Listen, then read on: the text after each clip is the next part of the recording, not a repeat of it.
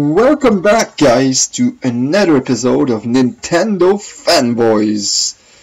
Today, I believe we're doing episode 18, and by we, I mean I am doing it by myself. Jarrod is completely out of it right now. He's basically given up on YouTube, and he's being an ass. He's saying that he doesn't have time to do podcasts or videos or anything COE related, but yet in a week he has completed Final Fantasy VII, which took him 22 hours to do, and also completed I Am Setsuna, which, if you've noticed by Jarrod's style in the Pokemon Uranium Let's Play, he's a baby, so he does everything very anally. So I'm gonna say it probably took him around another 15 hours to do that. So he has all this time out of nowhere, but apparently work is in the way when it comes to doing this stuff. So I'm gonna try my best and record an episode all by myself. We'll see how long or how good it is. I'm using some kind of Audacity program, and I've tested it out a bit, and I don't like the audio quality. So I'm hoping I'm gonna be able to edit it and remove those annoying background noises. Hopefully I can figure it out, or maybe even Jarrod can. We'll see. So maybe this podcast never sees the light of day.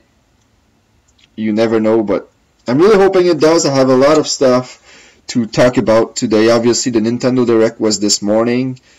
As of recording, we're September 1st on Thursday. This is supposed to be getting up on Sunday. Obviously, those that are subscribed to our podcast services like iTunes will get it earlier.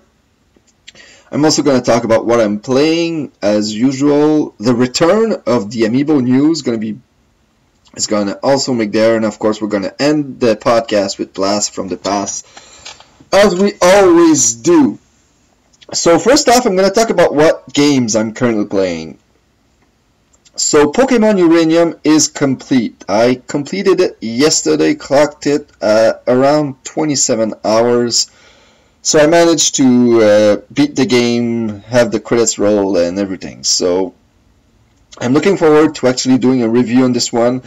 And I'm probably also going to do a written review, which is something I haven't done in a while. But for the Pokemon games, I usually do it because I have a lot more to say and I don't want to do a 30-minute video of me rambling. So Pokemon Uranium was done. I had a lot of fun with it.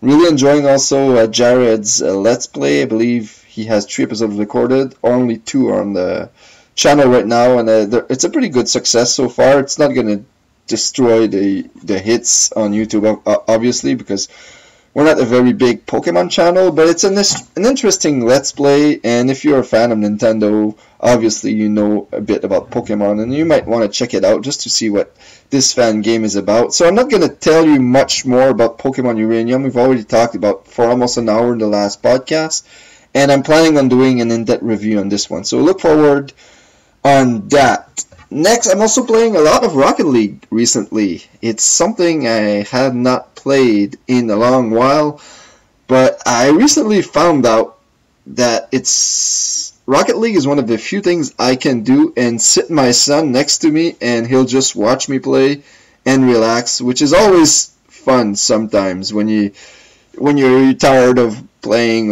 with or doing whatever the kids do, you know.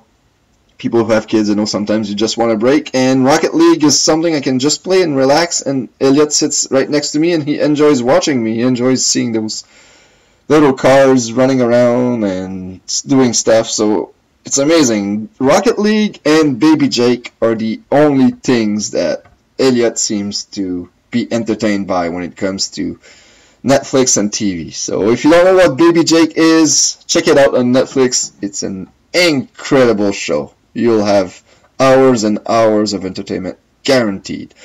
And speaking of Rocket League, I just thought of something really, really silly, but if Nintendo would talk to Psyonix, I think they're called Psyonix, but I might be wrong.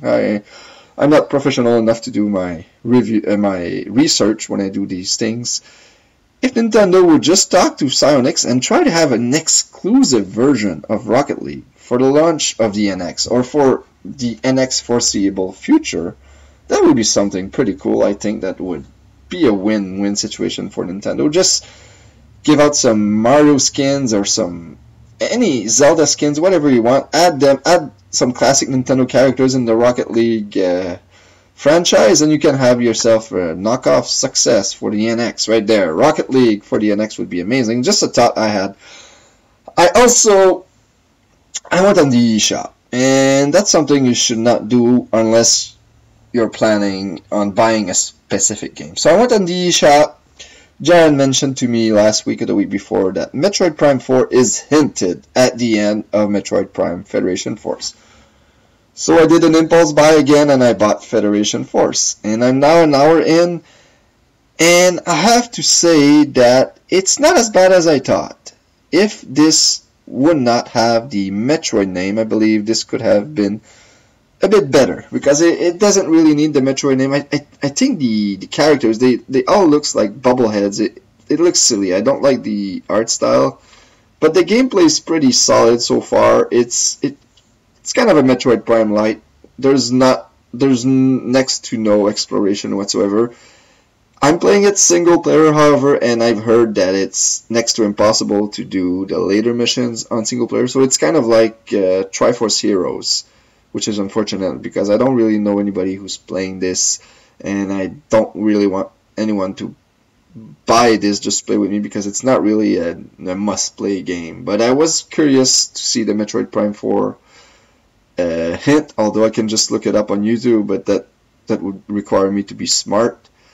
So I'm gonna be curious to see if I can continue playing it. Just the fact that it's getting more difficult as you play alone is gonna, of course, discourage me, and it doesn't really control that well. Like with the new 3DS, like the second knob works and helps a lot, but it's just really unfortunate that Nintendo didn't bother to actually put the real analog stick on there as a second, like the first one. I don't know why they did not do that. That would have been awesome. That little knob is fine for like moving the camera in Monster Hunter, but for precise controls like required for a first-person shooter, it's a bit too much. It doesn't exactly work. So we'll see if I enjoy Metroid Prime Federation Force more.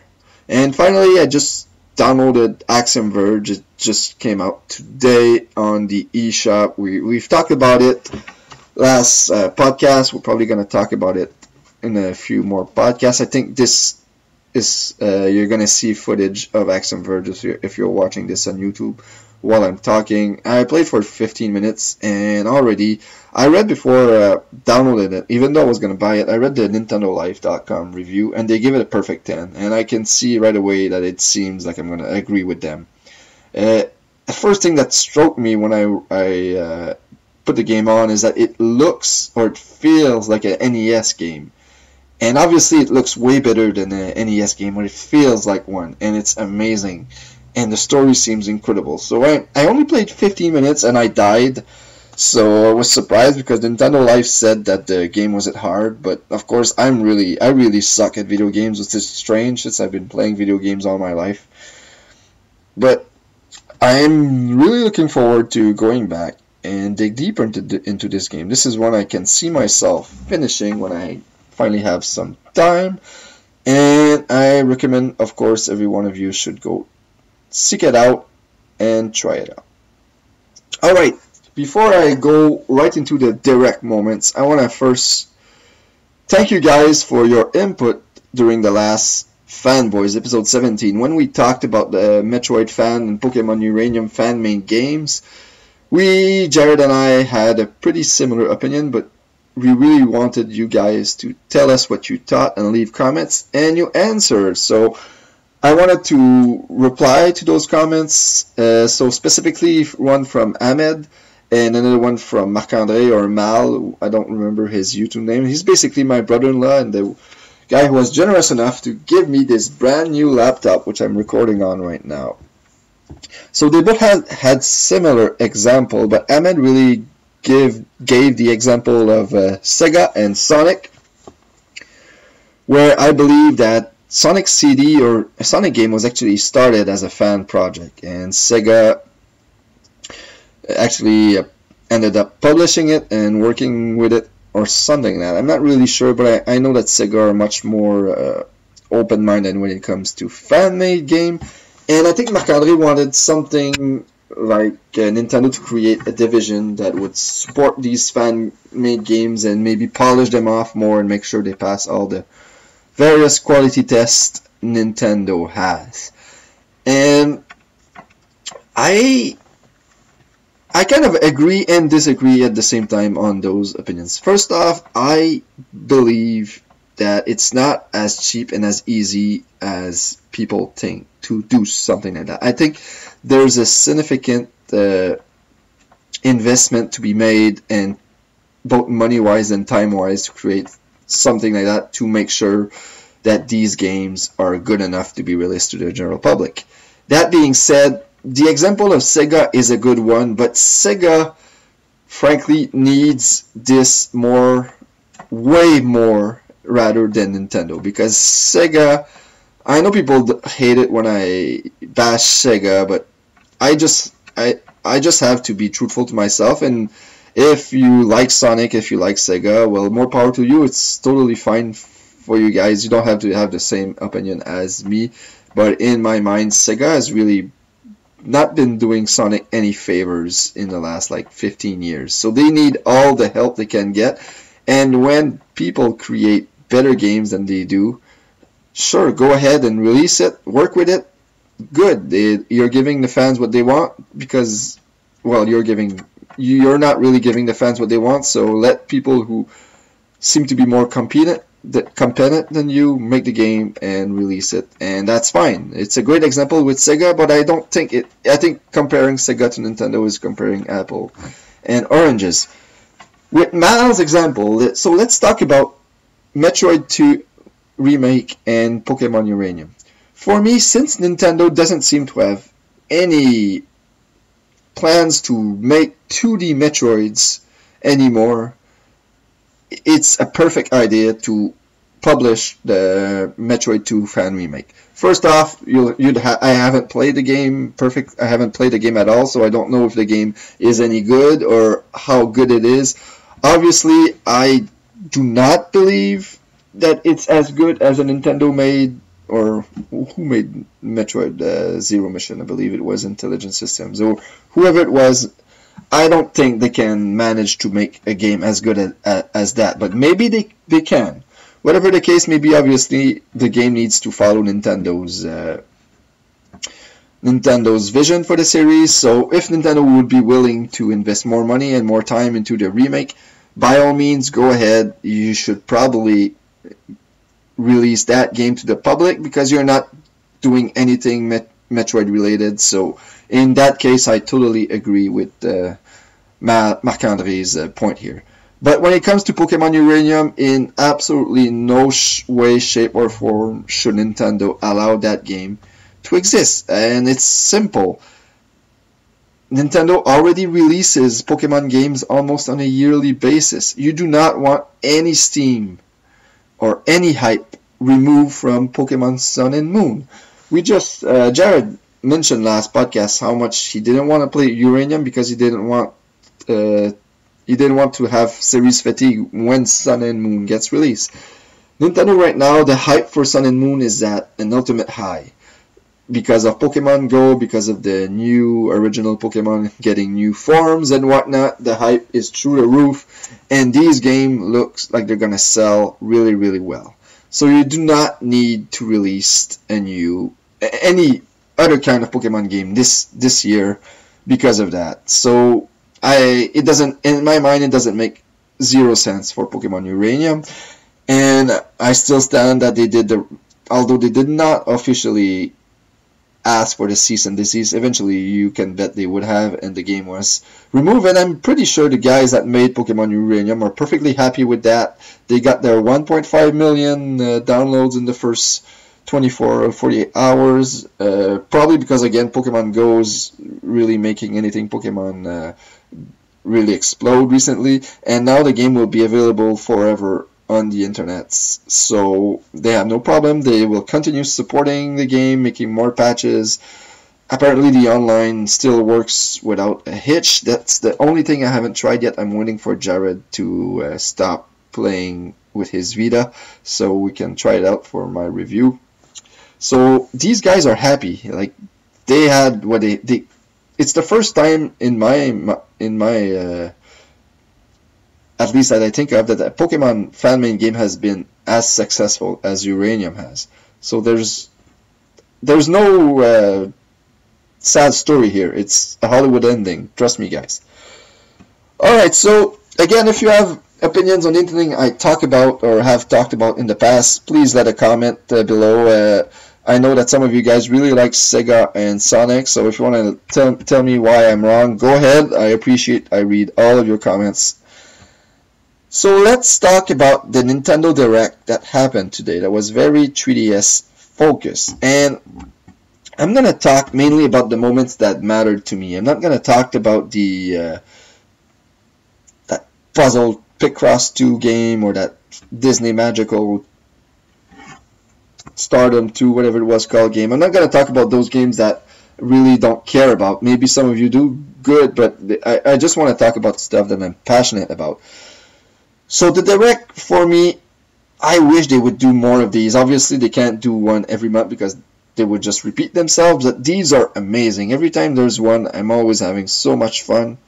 And it started with a bang. It started with Pokemon Sun and Moon, and they started with showing us a new Alolan form, Rattata, which is now a dark and normal type.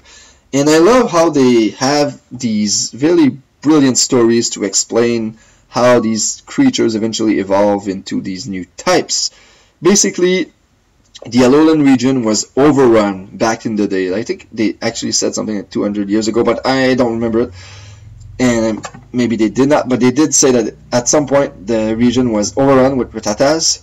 So what they did was they released a bunch of Langoose, or they mass-bred Langoose, so they would kill the Rattata. Well, they did not say kill, but obviously that's what they mean. They took care of the Rattata infestation, and for the Rattata to survive, they basically switched to a more nocturne lifestyle. So that's how they gain their dark typing, which is pretty cool. And they look pretty much the same, but they're now a darker gray or a gray blackish, and I really like it. So I can't wait to see more of these Alolan forms. And then after that, they talked about an exclusive Munchlax, which is the pre-evolved form of Snorlax, which will be available to anybody who buys the game. I think you'll have till mid-January to download the Munchlax. And the reason you want to do that is because even though these guys are easily you can easily get one on other means, but this one will come with an exclusive Z crystal that will allow Snorlax to execute a powerful move, and I think the move is called something like a pancake. It's basically a powerful move that will only be available with this Munchlax. So another perk to get the game early. So that was pretty good. Again, I'm glad they did not spend too much time on Sun and Moon, but what they did say was enough for me, and they seem to be releasing new info in the game every week, so I'm really happy with that, and I hope they continue on that direction. Next up, Super Mario Maker for the 3DS. This is something I predicted a year ago, and by this time I did not expect it to happen anymore, but it did, and it was amazing, but at the same time so disappointing. Because Super Mario Maker for the Wii U was my favorite game last year, hands down. And the biggest reason for that was the online community, and Nintendo screwed up badly here. And they are trying to cover this thing up, and it's pissing me off. They always do this BS, and it's annoying. And fanboys defend them all the time, but it's annoying. Like, they basically said that the Wii U was about the online community, but they wanted to concentrate on local play with the 3DS version. So basically, you're going to be able to share your levels locally with people and via Street Pass, and that's fine. Really, that's fine. But the thing that pisses me off is that they say they want to concentrate on that, but they there's no reason to not say that, but say that you'll still be able to use Wi-Fi to publish your levels. Like, why is it with Nintendo that it's always one or the other? You cannot have both. They're the only one who does that, and it has not been working out for them for the past, like, since basically they were late to the game with online play and were late to the game with HD visuals. Like, sure, the Wii sold a bazillion copies, that's great for them, but look at the Wii U. Like, this has to stop, and it's PR talk. It's PR BS, because it's not true.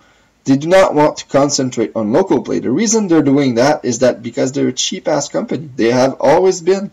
Look at the Wii. Everybody was saying that the Wii was a huge risk. It wasn't. It was a really outdated hardware. The GameCube was not successful, and they published that. They published that thing, and they were already making tons of money on it, and it exploded, and they got lucky with it. More power for them. But they're cheap, cheap, cheap, cheap. Like, that's the only reason there's no online play with Mario Maker on the 3DS. It's cheaper, and they obviously feel that it won't have a huge impact sales-wise, and they're probably right. Like, that most people will buy it anyway. But the thing is, that's how you lose fans eventually. That's why Nintendo fans are shrinking and shrinking and shrinking every year. Like, if you go back to the 90s, if you had a console with you, people would associate that console with Nintendo. Even if it was a Sega or a PlayStation or whatever it was, people that did not know much about games would call it a Nintendo. Even if it was a Super Nintendo. It was just gaming was associated with Nintendo. Now it's PlayStation. And this is one of the reasons. They're losing fans. I'm sorry, it sucks. I hate that. I wish they would stop this, because it's not true. They're just spinning in it, and they're not doing a good job of it, and most people can see through it, but I hope that the fanboys can at least stop it, because you're just hurting the Nintendo fan base.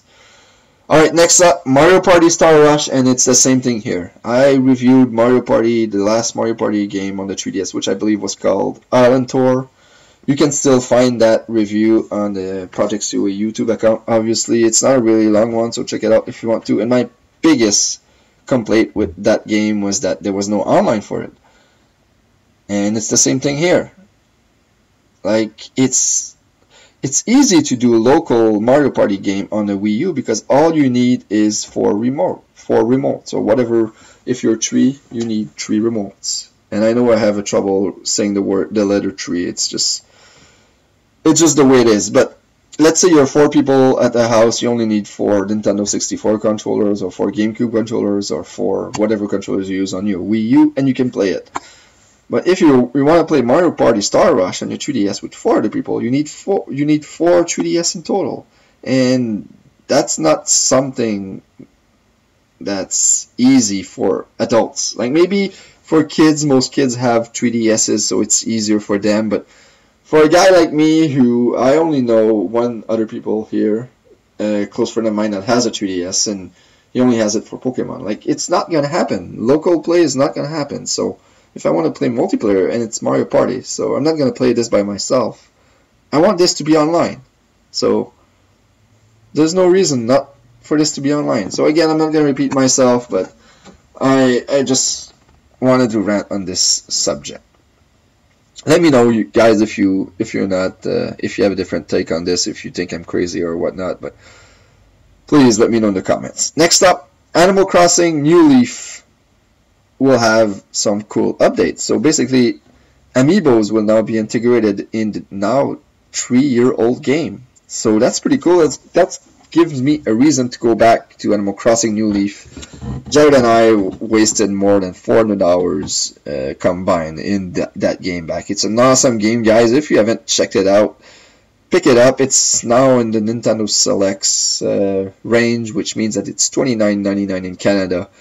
It's a way reasonable price, because there's hours and hours jam-packed into that game. And now there's a new, I guess, update that will allow you to use Amiibos, so pretty hyped for that.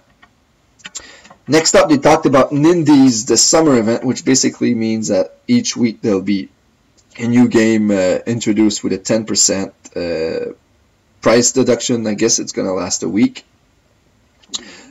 Axiom Verge obviously debuted today. Pick it up. It sounds awesome.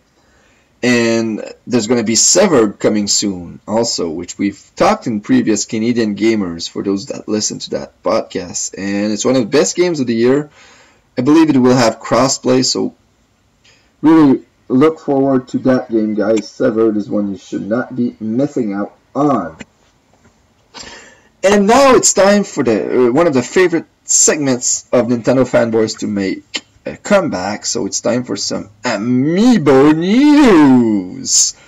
So Reggie announced 4 new classic Zelda Amiibos that will be coming out on the 2nd of December, and they look pretty good. I believe they were all golden. There's an 8-bit Link, there's the Ocarina of Time Link, and then there's a 2-pack which will include the Wind Waker Link and the Zelda Link. So those are pretty cool. I'm sure Jarrod will buy all of these. And then they also introduced the Poochie Yarn Amiibo, which is from Yoshi's Woolly Warn. I believe, I actually forgot. Yoshi's Woolly World, pardon me. And it's just basically the dog. Looks pretty cool. But the more interesting question I have here is, where are those missing Smash Amiibos? It's been a while, almost a year now, I believe. I think the last Smash Brothers Amiibos were in February or something, maybe March. And they're still missing at least 3 figures. We don't have the Corrine figure from Fire Emblem, we don't have the Bayonetta figure, and we don't have the Cloud figure from Final Fantasy VII. So where are those Amiibos? We should have more news by now. So maybe those are not going to happen anymore. I don't know, but like, it's been a long time. Next up, they announced Skyward Sword is on the eShop as of right now. So anybody who's missed out on the Wii Classic can now download it on the Wii U eShop. I believe those games are $25 or $30 Canadian. I'm not sure. I've never actually downloaded one of those, but it's a nice incentive for those who don't have the Wii games. If you do, you can always play them on your Wii U, because the Wii U is backward compatible, but of course you won't have access to Miiverse and stuff like that. So it's a nice little incentive, but that also was very sad because this was the only time they mentioned the Wii U during the Direct. So this pretty much means and confirms that the Wii U is dead, which obviously most people know, with the NX coming out soon in March. But the thing is that heavy rumors are speculating that the NX will also be a portable, so it's curious that they're still investing so much time in the 3DS.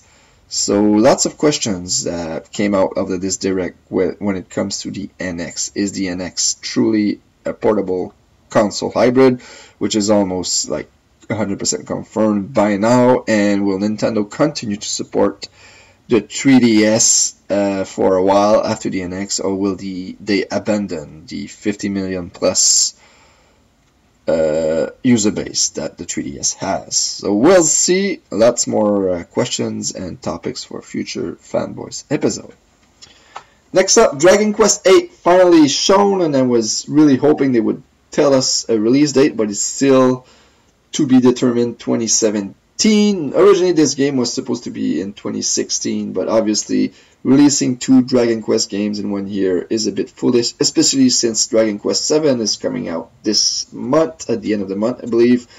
And this Jarrod has always talked that this is a game that's over 100 hours long, so I think that releasing both games close to each other would have hurt the sales really bad. So but Dragon Quest VII looks really kick-ass. They said that it was rebuilt from the ground up. I know Jarrod has played the import version and foolishly decided not to review it, but he's probably going to do the same when it comes to the North American version, but he's going to play it. He's saying it's a kick-ass one. Look forward to it. Next, they talked about Yokai Watch 2, both versions which have very curious names. One is called Bony Spirits, and the other one is called Fleshly Souls. And both will have unique original yokai exclusive to each version, obviously, but they seem to have a very different storyline. So for those who like the original Yokai Watch, like I did, be on the lookout for those, and it's all in September. So September is going to be, seems like a pretty good month for 3DS fans. And they also talked about Shin Megami 4 Apocalypse, which is also coming out in September. So really, really, really packed month for 3DS fans. And finally, they ended the show with some more, three previously unannounced games and one that are coming out in 2017 for the 3DS. The first one was a port of Yoshi's Woolly World for the 3DS, and that's pretty kick-ass news because that was one of my top 5 games last year. Being the huge Nintendo fanboy that I am, really liked it, and I cannot wait to play it on my 3DS and play it through it again and have some fun with the new exclusive levels. The game looks great, and it's a perfect fit for a portable system. Next, they talked about Ever Oasis, which was announced during E3, and it's a action RPG type of game, so I don't really have much more to say about that one. It looks fine. We'll see how it turns out. Next one was a pretty cool surprise for me. Mario Sports Superstars, which will include 5 different sports: soccer, tennis, golf, baseball, and for some reason horse racing. That's all we dreamed of. The 5th sport we wanted, horse racing. Like, it would have been a lot better to have football or hockey, but I guess horse racing will have to do. And apparently these looks very, very good because the soccer game, like they said, was a full 11 on 11. So they're obviously, they didn't really sound to have much arcade elements to it. Like, obviously they will have some arcade elements to it, but they seem, unlike most Mario games, to be pretty fidel to the actual sport itself. I'm really looking forward to playing the baseball one. I'm a huge baseball dork lately, and I'm really excited for the playoffs, which are starting up soon. So playing a baseball game on my 3DS that's recent, that's going to be a good reason. And this one is actually online, guys. This has online multiplayer. This is awesome. And lastly, they ended up with a 2D brand new Pikmin for the 3DS. So this is going to be the first, I believe, Pikmin game to be released on a portable system. And it's going to be a 2D one. It kind of reminds me of the Chibi Robo 3DS game that was released last year, I believe. So that was pretty much it for the Nintendo Direct. I thought it was a pretty solid one overall. Obviously, there was not that many surprises besides Mario Maker and maybe Yoshi Woolly World. But it was still a lot of fun to watch, and I always enjoy the goofy 4-year-old humor that they do during these directs. I don't know why. I guess it's my maturity level, but it's always fun to watch. I can't wait. I was a bit disappointed. I was hoping they would at least end by saying that. And by the way, this September or this October will be hosting a huge NX reveal event in New York City or something like that. Like, they should be hyping people up for that event. Hopefully they're not dumb enough to not do one, but I wouldn't put it past them. But I really want to know when that is happening and if it is happening. So that was my impressions and the bulk of what happened during the Nintendo Direct. So I'm going to end it with the Blast from the Past feature. Obviously, this is not going to be a long podcast compared to what we usually do because I do not have Jarrod here with me.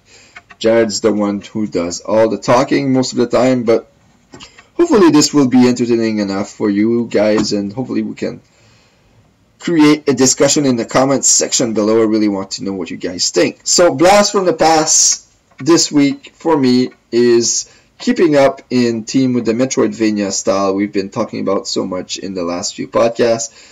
The game is Alien Infestation, which is a WayForwards game that was published by Sega. Was released, I believe, in 2012 or 2011, I want to say.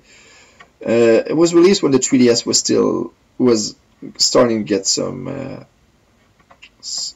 hype. So it was obviously a late DS game, but it's one of the best licensed games you can ever find. It plays like a Metroidvania game. It also has some really strong horror elements. I was really stressful while playing it. And there's also a review on the site. If you go to youtube.com/projectcoe, you can actually search for Alien Infestation, and you'll find what I believe is Jarrod Nichols' best work, which is his review of Alien Infestation. And then I think he gave the game a 9.3 or 9.2, so he really, really loved the game as well. So I'm not the only one. Most people who's played this game really love it too, and it's a really not expensive game if you want to play it, and it's not that long either, so really recommend it. I think you can find it for as cheap as $10 online if you look for it. So look for Alien Infestation. It's a really must-play game for the Nintendo DS, fully backward compatible, of course, with the 3DS.